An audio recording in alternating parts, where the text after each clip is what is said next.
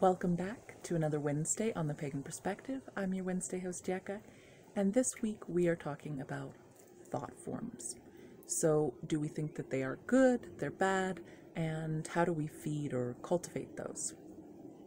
So, first off, I think of them as a tool, and like any tool, it depends on one's use of the tool and whether that fits your personal morality in terms of determining whether it's good or bad.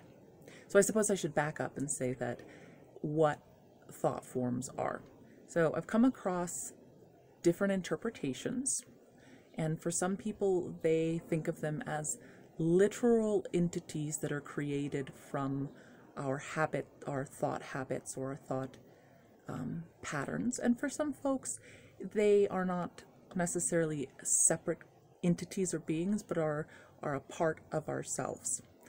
I tend to lean towards that second interpretation, but I think that for practical purposes, it doesn't really matter which interpretation one goes with, that the cultivation of them comes from the use of and the being in that habit or that pattern over and over again, and how that is something that we carry with us and let it affect us day to day.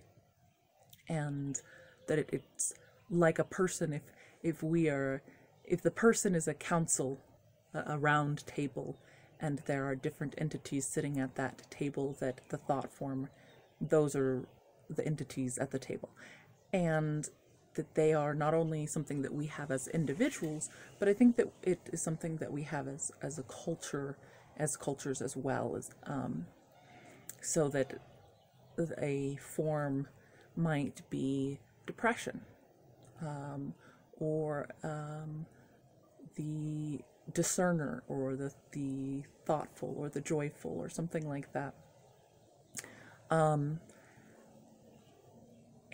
how we feed and cultivate that is by being and in that pattern, being in that habit more. The more that we are there, the more that we are feeling those things, thinking those things, the more power that will have. And the less often, the less power they will have at the table.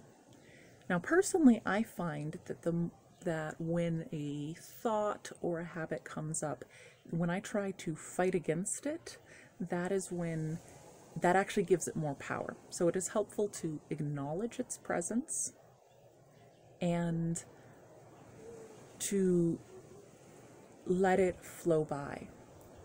Sometimes that can be really hard. So something to do, it's a practice, is to, when one recognizes that, to go ahead and ground, breathe through it, and find the pattern that you do want to be in, and start to focus on that pattern, on strengthening that, instead of trying to fight against the one that you don't want. So I think the cultivation is the acknowledgement, the awareness, and actually doing. So that's what I've got this week.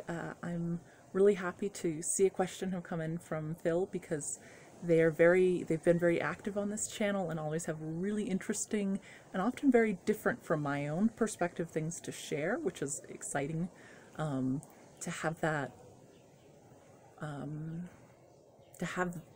at the table and at the conversation. So we always really appreciate that. And until next week, well, I'm not sure if it subs next week, but until next time, take care.